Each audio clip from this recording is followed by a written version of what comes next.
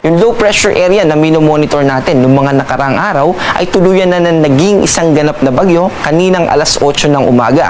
Ito pa ay tropical depression at nananatili pa rin sa labas ng Philippine Area of Responsibility.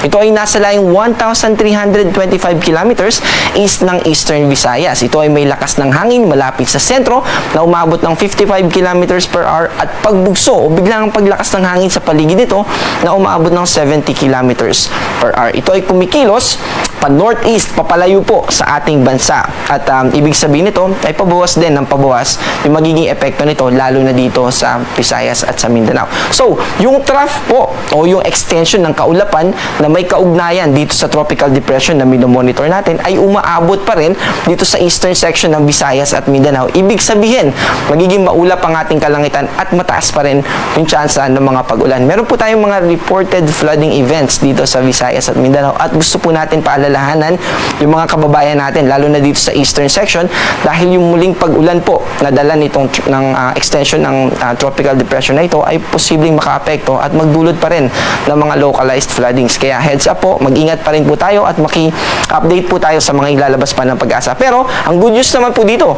dahil sa paglayo nitong tropical depression ay mababawasan na ng mababawasan yung magiging impluensya nito sa ating bansa. Samantala, dito naman po sa northern part ng ating bansa ay patuloy yung epekto ng hanging amihan.